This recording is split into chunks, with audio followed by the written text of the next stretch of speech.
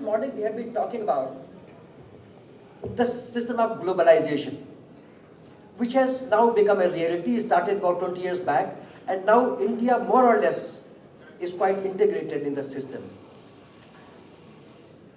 We have constantly lowering down the tariffs to get integrated with the world. We have been opening up to globalization. We have been liberalizing our economy, and we have been privatizing. So as a result, there's a lot of private sector driven things which are happening. A lot of free trade is being promoted. A lot of FDI is being promoted. And as a result, so what is happening is, now capital is free to come with certain restrictions. Now capital can come, investments can come. In fact, we invite and encourage people to invest in this country. It has led to a very interesting phenomenon the world over. And that phenomena is manufacturers without factories.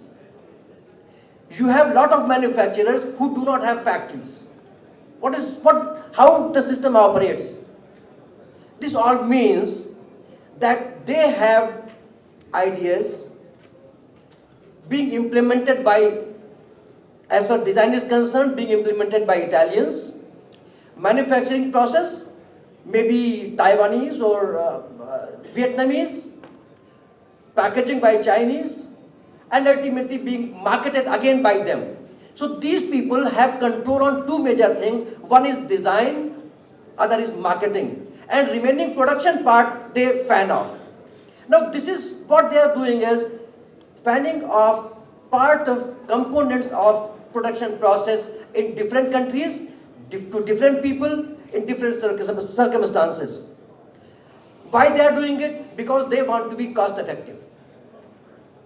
And they want to be competitive. To me, what competitiveness is all about is if you can put your product in the market which is cheaper than the other products, which has better quality, and which is faster than your competitor, which is sustainable, and which is differentiated. If you have these 5 items, you are competitive. And if you flop on any of these ingredients, you are not competitive. Now, these big value chains which are emerging, like 2 kinds of value chains are emerging. One is in manufacturing sector of products, and other is servicing, particularly the huge Walmart kind of companies which are coming up. And both systems are slightly different. The companies which are really into manufacturing, they have complex integrated strategy which they are adopting, which means that the firm's ability to shift any part of its production to any place or anywhere without disturbing its basics, and by that achieving competitiveness. Now so far it was confined to production, hardcore production. Now they have gone beyond production, and now even finance, even marketing, even designs, everything could be outsourced and put somewhere else. Now in India, if we have to become part of this global system or global value chain, where are we? Let us have a look at it, particularly SMEs. Now there are 3 clear segments of SMEs. One is primarily rural, unorganized kind of industries, using very, very low technology. Second segment is SMEs which are using archaic technology, but they are slightly better off. And third is modern small scale industries which are globally at par. Now within these 3, as I see when this global chain, the first category, rural and informal sector, they won't hold anywhere. They don't appear in the total framework. As far as the second category is concerned, the SMEs which are low technology, low efficiency, they will have to strive hard to become part of global value chain. It is not easy for them. Unless there is a significant government support, unless there is significant effort from within the industry, it will be very difficult to become part of global value chain. And third segment, which is modern small scale industries, which is very, very small, there is a possibility that they will be able to become part of global value chain. But the question is, why are we at all talking about global value chain? Our market is big enough.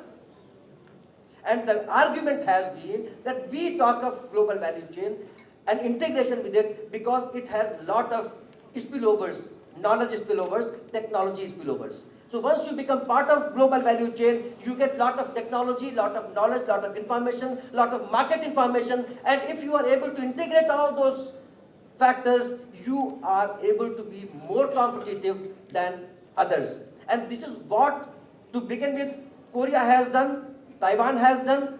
This is what all these Far East countries and Southeast Asian countries have done, that they have been able to integrate by first working with these large value chains.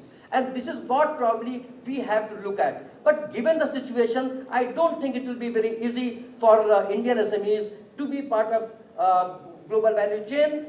And from that point of view, I would argue that first they have to, if you want to be, or SMEs want to be a part of global value chain, first is one has to be in the mode of process upgrading. Process upgrading will require technological interventions.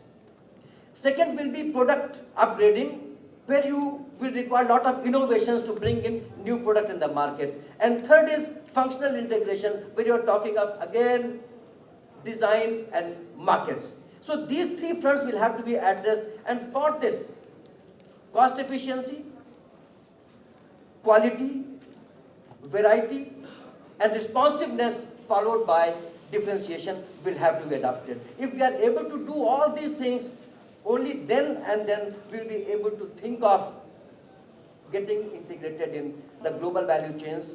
As far as Indian SMEs is concerned, I think it will be important for government to put a very, very strong focus on technology and innovations. Two things have to be paramount. Besides this, of course, one has to look at one major bottleneck, that is information.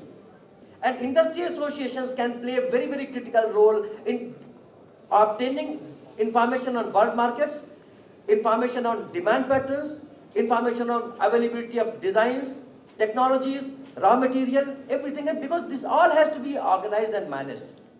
So there is a strong role of industry associations. They have to play, particularly apex industry associations like All India Association of Industries, and the government, where you are able to facilitate. I know the days of spoon feeding are gone, but nevertheless, this is a time when we start taking care of industries. Otherwise, industries have been surviving despite government. All the SMEs have survived and thrived despite this government and despite all these roles and promotions and everything. But what happens on the field, all of us know. But I think this is a time when we must look at value chains, we must identify value chains, we must try to facilitate their emergence, their entry into that. But for this, the minimum condition will be the technology, market, besides the other facilities like capital. If you want to compete with China, can you give capital at the rate which Chinese are giving? Can you supply power at the rate Chinese are supplying?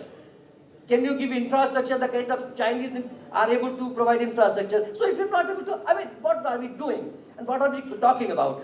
I heard one statement from one chief minister. He wanted to convert some city as Shanghai. Probably he has not seen Shanghai.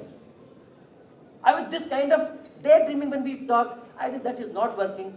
It will not work. If we want to be concerned about it, we have to be serious, and we have to have a clear roadmap that how are we going to implement and bring these small SMEs, at least upper end SMEs, in the global value chain. I think I'll stop here. Thank you very much.